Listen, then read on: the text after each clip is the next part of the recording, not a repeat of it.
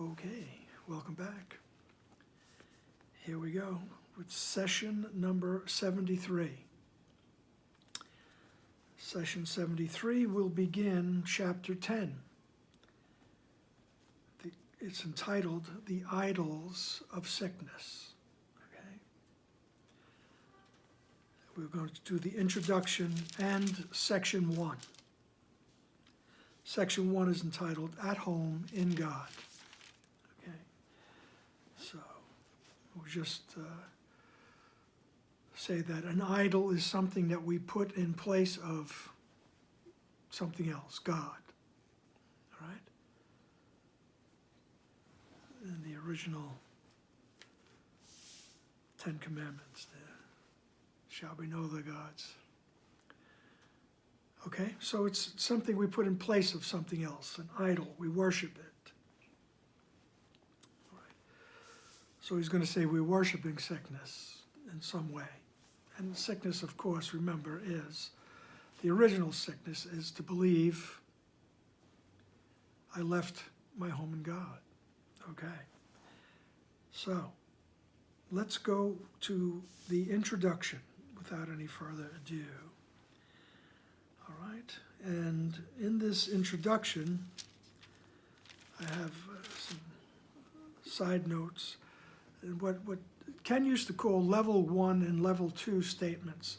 Level 1 statements, Ken would say, are, in the course, a level 1 statement would be Jesus talking about reality, talking about heaven, talking about your true existence, who you really are, you know, all those things, the truth about you.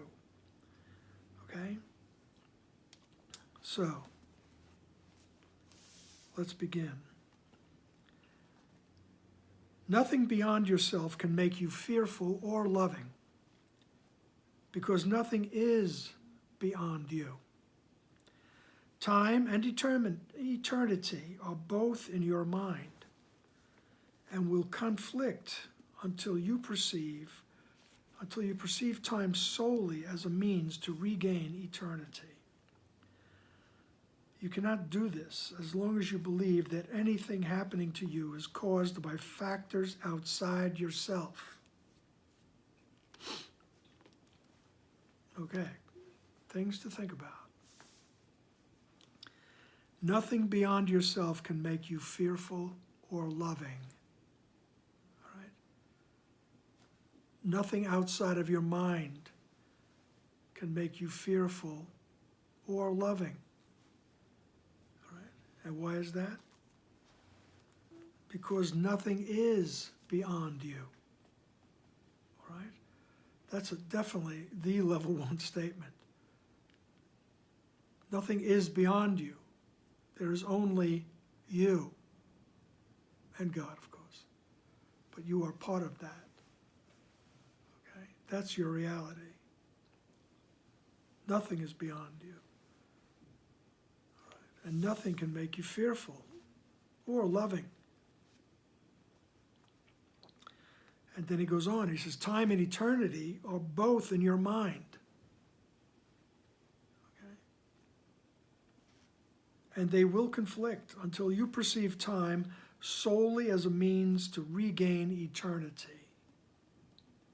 All right? So there'll always be this conflict, trying to reconcile time and eternity, until we learn to use time, all right? To use our experience here in the world, so to speak, in the ego experience, all right?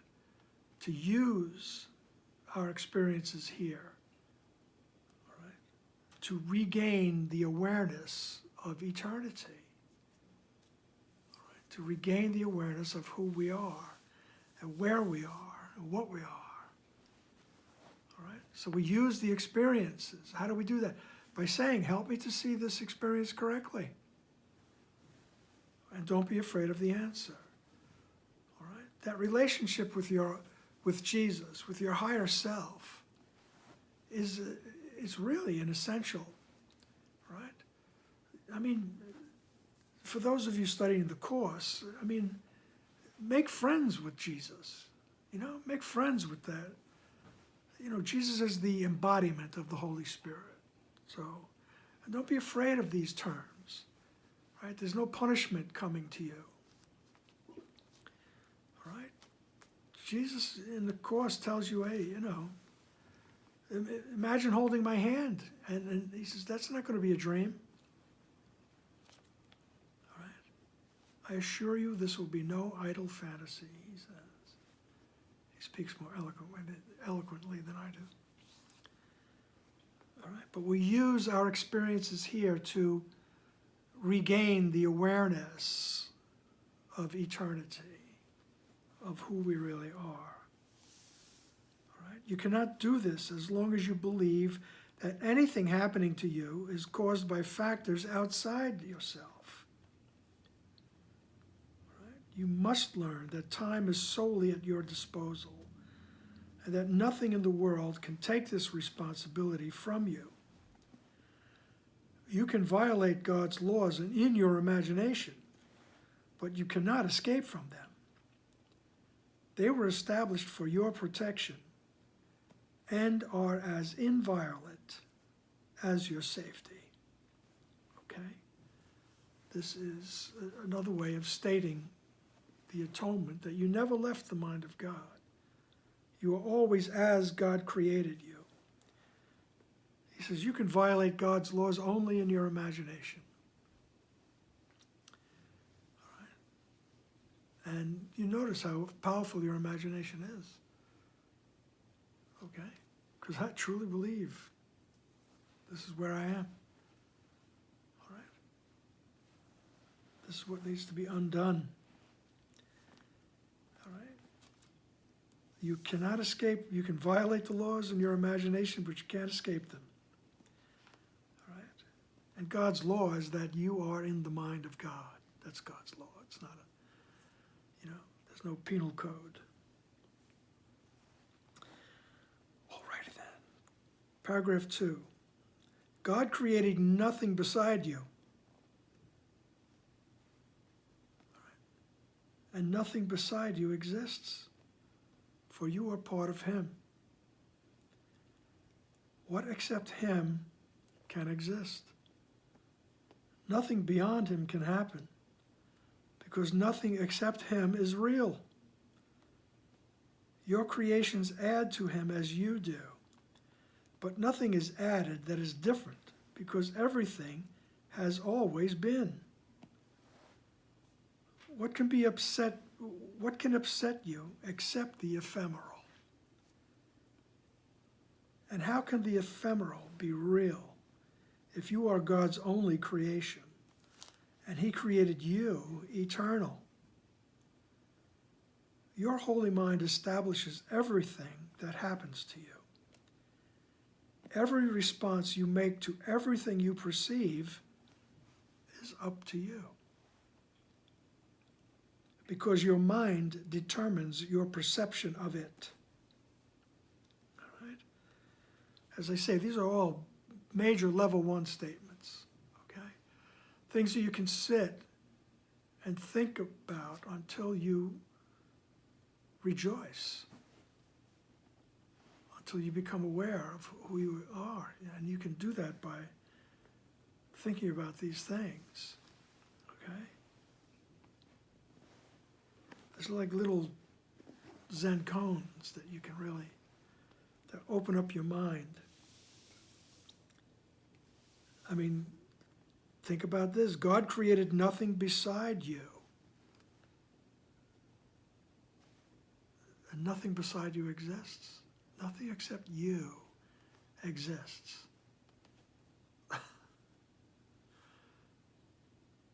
Think about that. For you are part of him. All right. And he says, what except God can exist? What except him can exist? Nothing beyond him can happen, because nothing except him is real. All right. So this whole universe can't happen because it's not real. That's what he's saying. All right? Don't be afraid of that. Just constantly ask for help in perceiving, all right? Constantly ask for help. All right? It says, your creations add to him as you do. Right? So in other words, your creations, which are the extension of everything in the mind of God, your extensions are the same as his. And they just expand everything. All right? Your creation, but nothing is added that is different, because everything has always been. All right? You're just always extending everything. Abundance, love, bliss. And he says, what upsets you is the things that can change, right? The things that can be here one minute and gone the next, right? What can accept you except the ephemeral? And how can the ephemeral be real if you are God's only creation and he created you eternal? All right, this world is ephemeral. This universe is ephemeral. All right. So he says, how could it exist if you're the only thing God created? All right. These are little mind-boggling Zen koans, course koans. All right. And he created you eternal. You're God's only creation. Your holy mind establishes everything that happens to you. Every response you make to everything you perceive is up to you, because your mind determines your perception of it. All right? Every response you make to everything you perceive is up to you, right? Because your mind determines your perception. And perception doesn't happen until I believe I'm separated. Okay? But he says your mind, right? Every response you make to everything is up to you. And that means, with whom am I looking? With whom, with what filter, with what guide am I perceiving?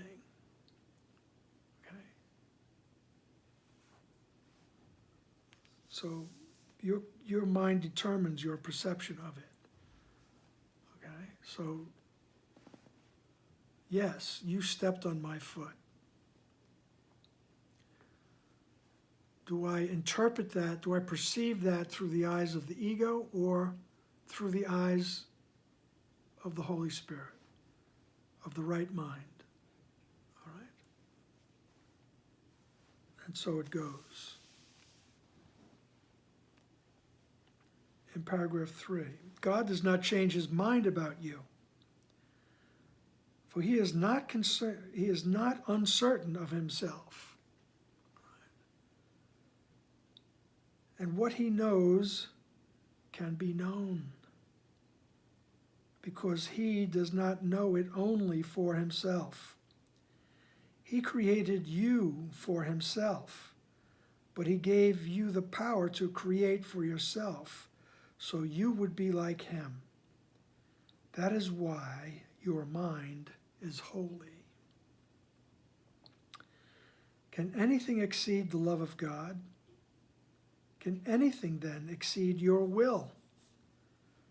Nothing can reach you from beyond it, because, being in God, you encompass everything. Believe this, and you will realize how much is up to you. When anything threatens your peace of mind, ask yourself, has God changed his mind about me? Then accept his decision, for it is indeed changeless, and refuse to change your mind about yourself. God will never decide against you, or he would be deciding against himself. Okay? That's the introduction to this section. Okay? All right? Nothing can reach you from beyond the mind of God. All right? He says God doesn't change his mind about you. In the last section, we were just talking about the grandeur. All right? God doesn't vacillate. God created you like himself. Okay? You are everything. All right? And think about what it says here. And what he knows can be known. Okay? Because he does not know it only for himself. He created you for himself. But he gave you the power to create for yourself, so you would be like him. All right? And creating like God means extending everything, extending totality, extending spaciousness. Right? That's creating like God, extending these abstract concepts that we try to put into words. All right? And that's it. All right? That is why your mind is holy.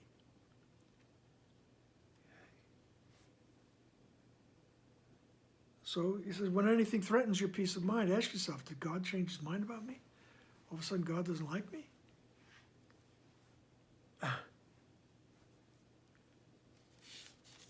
And then accept his decision. Then accept God's decision that you are my son, in whom I am well pleased. And please, try to get past the masculine pronouns. You are my child. Let's put it that way. That's what God tells you. That's his answer. You are my child, and I surround you with love. You are love. All right? God will never decide against you, or he would be deciding against himself. So that's an enticement to go to your right mind to ask, how can I see this correctly? All right? I'm tired of the conflict. Help me walk out of this conflict. I'm tired. Right? I want to be peaceful. All righty then. So that introduction is that booster shot for your grandeur. Right? You are at home in the mind of God. There is nothing else. Okay? So let's go to section 1, which is entitled, At Home in God.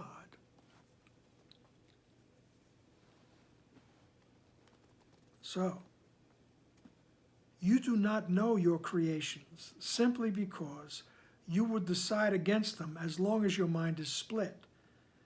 And to attack what you have created is impossible. But remember that it is as impossible for God. The law of creation is that you love your creations as yourself. But because they are a part of you. Everything that was created is therefore perfectly safe, because the laws of God protect it by his love. Any part of your mind that does not know this has banished itself from knowledge because it has not met its conditions. Who could have done this but you? Recognize this gladly, for in this recognition lies the realization that your banishment is not of God and therefore does not exist. Okay? So Jesus is telling us, You don't realize your creations because you still have that split mind. All right? You still have that split that comes from entertaining the tiny mad idea. Oh, maybe I could be an individual. Maybe I could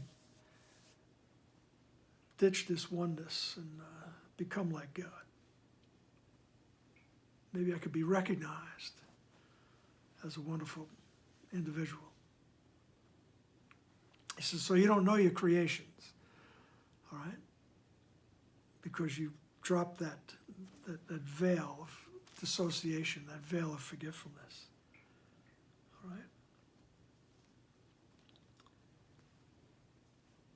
So, but remember that, and you can't attack what you have created. All right? So he says, you don't know your creations because you would decide against them as long as your mind is split. And to attack what you have created is impossible. All right? So, it's impossible to attack reality. Right? And it's just as impossible for God to attack. Right? So the law of creation is that you love your creations because they're part of you. All right? Everything that was created is therefore perfectly safe because the laws of God protect it by his love. And that means you're perfectly safe. It's just that when we wander into this thought of separation, we become fearful. Oh my God, because now I feel vulnerable. I'm an individual. I'm on my own. So he says, any part of your mind that does not know this, that doesn't know how protected you are and loved that you are, any part of your mind that doesn't know this has banished itself from knowledge, right? Because it has not met its conditions. And the conditions of knowledge is that peace of mind. We're looking to attain peace of mind, to eliminate the conflicting thoughts, the thoughts of conflict. All right? And he says, who could have done this but you? All right? I'm the one that decided, oh, I think I'll believe I'm an individual. He says, realize this gladly, that you did it. Right? Because when you realize that you did it, all of a sudden comes the realization that God didn't throw you out of heaven. God didn't banish you. Right? Didn't throw you out of the garden and put the angel with the burning spear in front of the gate. All right? Didn't happen. And he says, so therefore your banishment is not of God, and therefore it doesn't exist. There is no banishment. It never happened.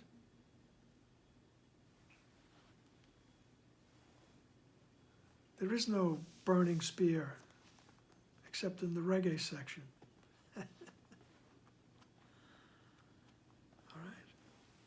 Didn't happen.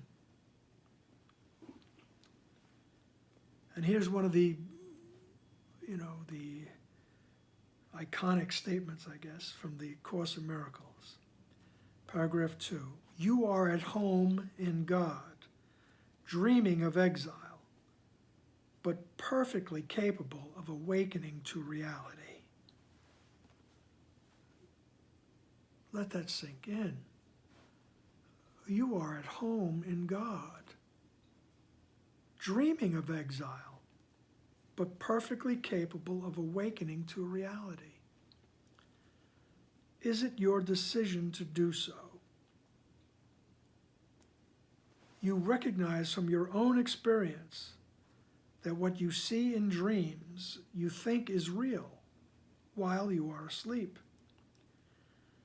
Yet the instant you waken, you realize that everything that seemed to happen in the dream did not happen at all. You do not think this strange, even though all the laws of what you awakened to were violated while you slept. Is it not possible that you merely shifted from one dream to another without really waking? Okay? He says you can recognize from your own experience, all right, that what you see in dreams you think is real. I mean, you can wake up with your heart pounding, all right? Wake up with a big smile on your face, you know? You wake up very happy, or wake up thinking, oh, that was so cool. I was flying, right? Whatever. Or you could be really scared and be affected the whole day by what was happening in the dream. Right? He says, and you know from your own experience that what you see in dreams you think is real. While you're sleeping, at least. Sure it was. Your body's reacting to it, that's for sure. Yet the instant you wake and you realize that everything that seemed to happen in a dream didn't happen.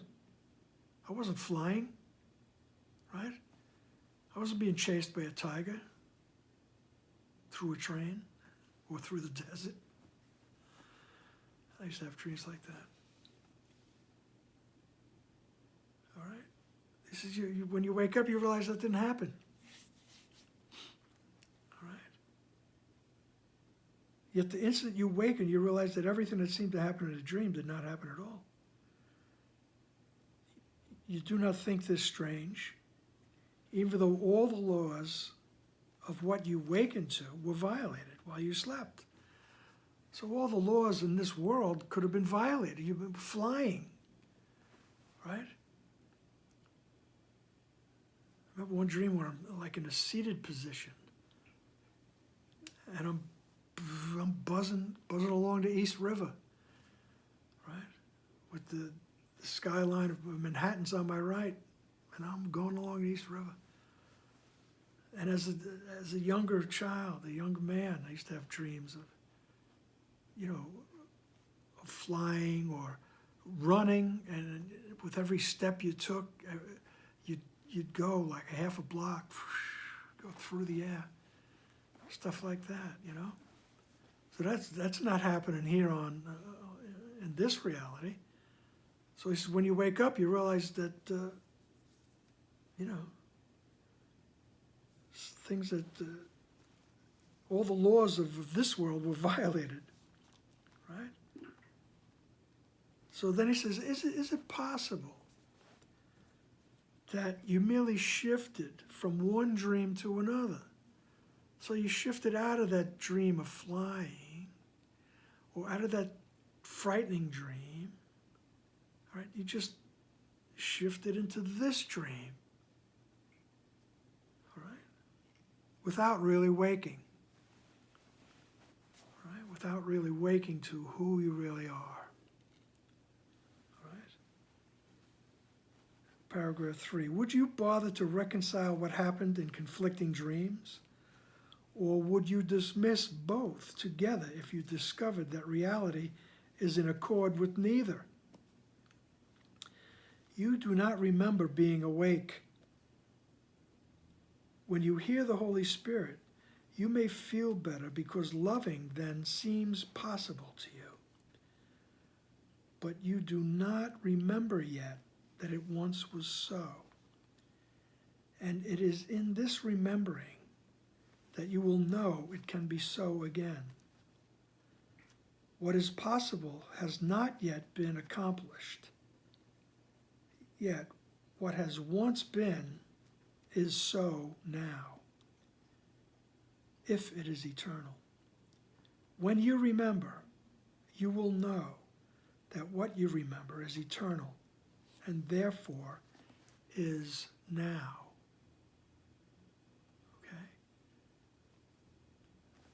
Now is the only instant that really exists. All right? And it is eternal. All right? So let's go back to the top of paragraph 3. Would you bother to reconcile what happened in conflicting dreams? All right. Try to reconcile the flying in one dream and the not being able to fly in the other. All right. Or would you just dismiss them both if you realize that neither one of them is in accord with reality? All right? All right? We know that that dream's not real, but we think this one is. So he says, you would dismiss them both once you realize what reality really is. Okay? He says, you do not remember being awake. All right? You've merely forgotten your true existence. All right? Because of the dissociation. We said, no, that's not me. I have to get out of the mind. So you don't remember being awake, he says. All right? And to me, these are very gentle sentences and thoughts and statements. All right? He says, you don't remember being awake. When you hear the Holy Spirit, you may feel better because loving seems possible. All right? Loving seems possible. There's a wonderful hope and a comfort in that awareness. All right? You just get an inkling. It's almost indescribable that your body can rest for a second because there's a hope of love. All right? When you hear the Holy Spirit, you may feel better because loving then seems possible to you. But you do not remember yet that once it was so. Right? He says you don't fully remember yet that once that was the only thing, that loving was the only thing. And it is this remembering that you will know, and it is in this remembering that you will know it can be so again. So when we remember who we are, when we remember love, when we realize we are in the mind of God, right? In that remembering, you'll know that love is possible again, that love is. Love is.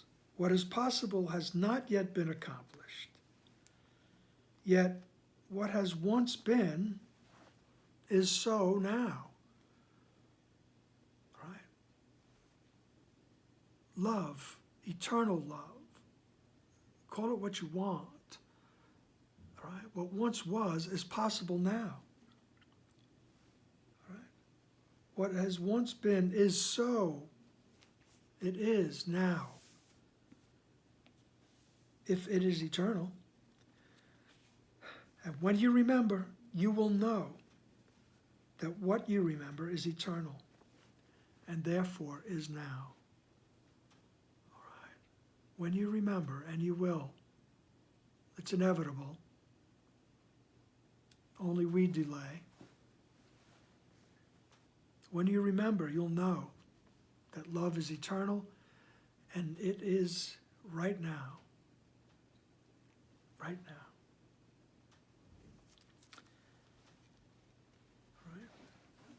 And then he tells us, in paragraph 4, you will remember everything the instant you desire it wholly. For if to desire wholly is to create, you will have willed away the separation, returning your mind simultaneously to your Creator and your creations.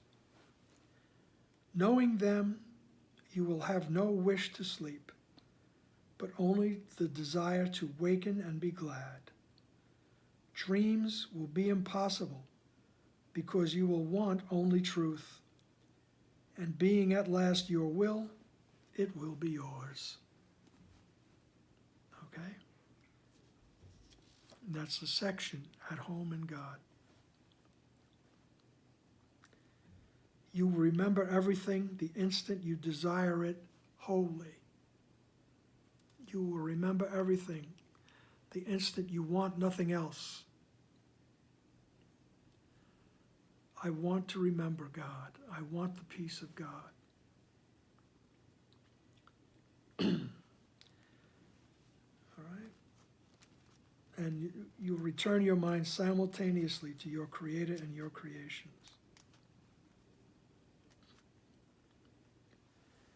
And he says, once you know it, he says, you'll have no desire to return to this silliness, to return to sleep. Okay? Dreams will be impossible because you want only truth. Okay? So the more you experience, the more you want it. And every time we go to the right mind and say, help me to see correctly, we get the experience of that changed perception. And we want that more and more until it's the only thing we want. And we're not afraid. All right? We're not afraid of wanting to know who we truly are. Okay? And dreams will be impossible because you will only want truth. And being at last your will, it will be yours. All right? And that will be the only thing we want. And we will not want to go back to dreaming. All right? And we will realize that we are at home in God right now. Right now. All righty then. Wonderful things to dwell on, to think about, and let it seep in, right? And become that. Become that thought, all right? And realize that it is true. In the mind of God, you are all in all, and you are invulnerable. All righty then. We'll see you again soon. Bye-bye now.